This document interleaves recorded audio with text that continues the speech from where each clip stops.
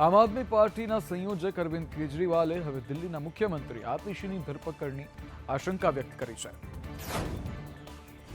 અરવિંદ કેજરીવાલ સહિત આમ આદમી પાર્ટીના અનેક નેતાઓ જેલવાસ ભોગવી ચૂક્યા છે।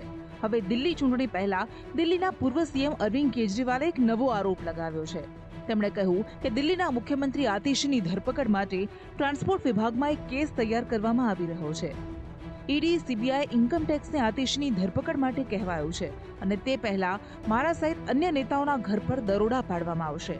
હું આ ખૂબ જવાબદારી સાથે કહું છું, તેઓ અમને રોકવા માંગે છે અને તેઓ સફળ નહીં જાય તેવું અરવિંદ કેજરીવાલે કહ્યું છે।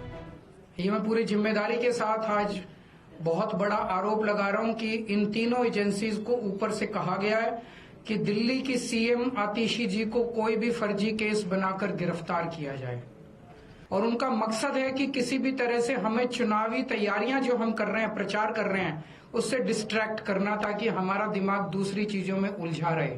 पिछले कई सालों से साजिशें रच रहे हैं, झूठे केसों में फंसा के हम लोगों को जेल में डाल रहे हैं। लोग इसका जवाब देंगे।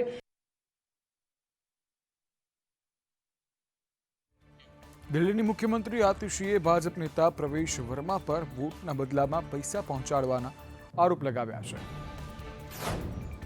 દિલ્હીના મુખ્યમંત્રી આતિશીએ ભાજપ નેતા પ્રવેશ વર્મા પર મહિલાઓના વોટર કાર્ડ જોઈને રૂપિયા વહેંચવાના આરોપ લગાવ્યા છે।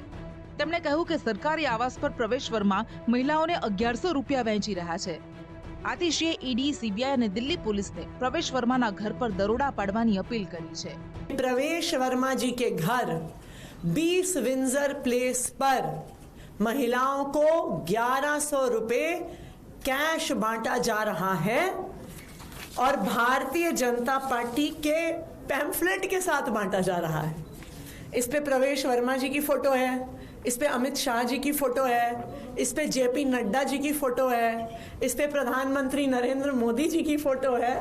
तो आ आरोपना जवाबમાં પ્રવેશ વર્માએ કહ્યું કે હું મારા પિતાની સામાજિક સંસ્થાના માધ્યમથી મહિલાઓને મદદ કરું છું।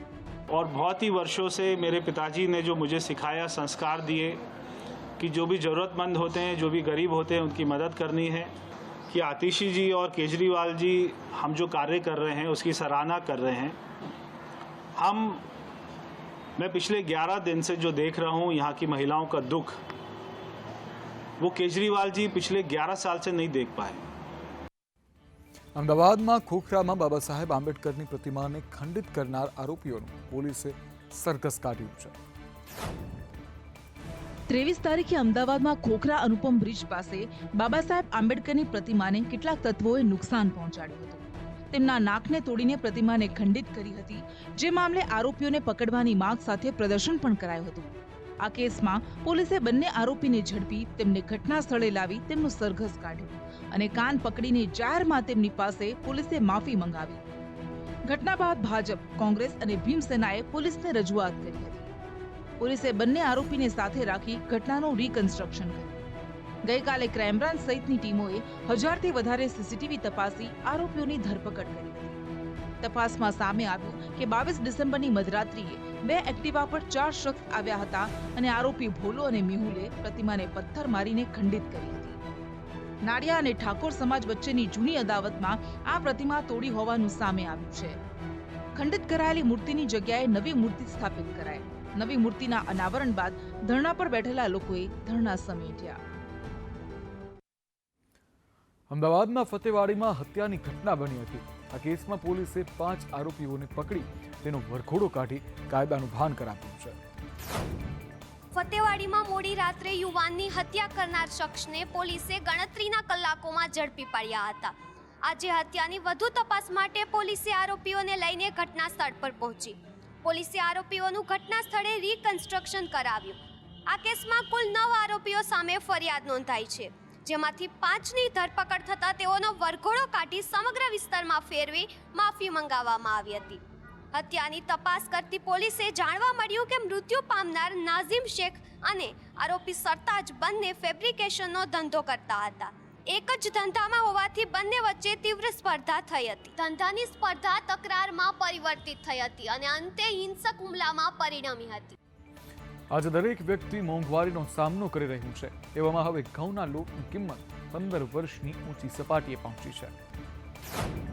ઘઉંની કિંમતોમાં વધારો થતાં લોટ પણ મોંઘો થયો છે. ઘઉંના લોટની કિંમત કિલો ₹40 થઈ છે. 2009 બાદ લોટની કિંમત સૌથી ઊંચી સપાટીએ પહોંચી છે. ઘઉંની કિંમતો વધીને કિલોના ₹52 પર પહોંચી ગઈ છે. ઘઉંની કિંમત રેકોર્ડ સ્તરે પહોંચતા મધ્યમ વર્ગ મુશ્કેલીમાં મુકાયો છે. અનેક સ્થળે ઘઉંની ક્વિન્ટલ દીઠ કિંમતો ₹5810 પહોંચી છે. ઉત્પાદન ઓછું થવાના કારણે પણ ભાવ વધારો કારણભૂત છે. લોટના ભાવમાં વધારાને કારણે ખાદ્ય મોંઘવારીને અંકુશ લેવાના સરકારના પ્રયાસોને મોટો ફટકો પડ્યાની શક્યતા છે. મહત્વનું છે કે ભારતમાં થઈ રહેલા વાતાવરણના બદલાવને કારણે ઘઉંના ઉત્પાદન પર પણ ખૂબ મોટી અસર થઈ છે, જેને લઈને ભાવ વધારો થઈ રહ્યો છે.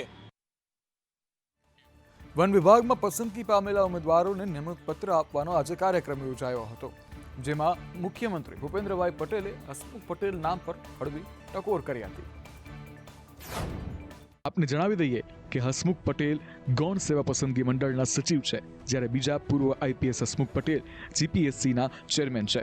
તે સંદર્ભમાં મુખ્યમંત્રી બોલ્યા હતા. હસમુખભાઈ નામમાં જ વજન લાગે.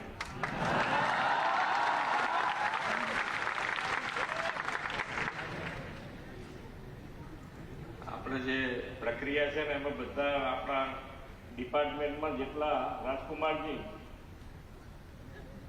આપણા ડિપાર્ટમેન્ટમાં જેટલા હસમુખભાઈ બધા વધીને અહીંયા ભરતી પ્રક્રિયામાં લગાડો બધા.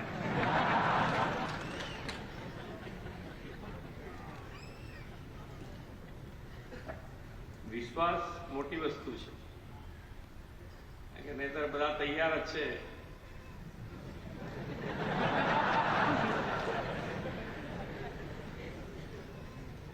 નહીં ચલાવી લઈએ એમ કરીને તૈયાર જ હોય કરવાનું. જેનો નંબર લાગ્યો એને પૂછો ખબર પડે કે ભાઈ તું બંધ થાય તું મારું રાખ. હવામાન વિભાગે આગાહી કરી છે કે રાજ્યમાં ભર શિયાળે કમોસમી વરસાદનું સંકટ તોડાઈ રહ્યું છે. શિયાળામાં સમગ્ર રાજ્ય ઠંડુગાર બન્યું છે, ત્યારે આ વચ્ચે હવામાન વિભાગે ગુજરાતના વિવિધ ભાગોમાં આગામી 3 દિવસ માટે વરસાદની આગાહી કરી છે. આગામી 27 ડિસેમ્બરના રોજ એક મજબૂત વેસ્ટર્ન ડિસ્ટર્બન્સ ઉત્તર ભારતના ભાગોમાં પહોંચશે, જેના કારણે ગુજરાતમાં ગાજવીજ સાથે વરસાદની સંભાવના છે. આ સાથે જ 30 થી 40 કિલોમીટર પ્રતિ કલાકની ઝડપે પવન ફૂંકાય તેવી શક્યતા રહેલી છે. હાલમાં ગુજરાત ઉપર ઉત્તર અને ઉત્તર પૂર્વ દિશા તરફથી પવનો આવી રહ્યા છે, જેથી ઉત્તર ભારતની ઠંડી હવાઓ અને બર્ફીલા પવન ગુજરાત સુધી આવી રહ્યા છે. બીજી તરફ વેસ્ટર્ન ડિસ્ટર્બન્સને કારણે આવતા ભેજ વરસાદની સંભાવના નોતરે છે. 28 ડિસેમ્બર બાદ ફરી એક વખત ઠંડીનું મોજું ગુજરાતમાં ફરી વળશે તેવી હવામાન વિભાગની આગાહી છે. ઉત્તર ભારતમાં થયેલી હિમવર્ષાની અસર સૌરાષ્ટ્ર અને કચ્છના હવામાન ઉપર જોવા મળી રહી છે. તીવ્ર ઠાર અને કાતિલ પવનના સુસવાટાના કારણે જનજીવન પ્રભાવિત થયું છે. 25 થી 31 ડિસેમ્બર સુધી ચાલનારા કાંકરિયા કાર્નિવલની શરૂઆત થઈ ચૂકી છે, જેને મુખ્યમંત્રી ભૂપેન્દ્ર પટેલે ખુલ્લો મૂક્યો છે.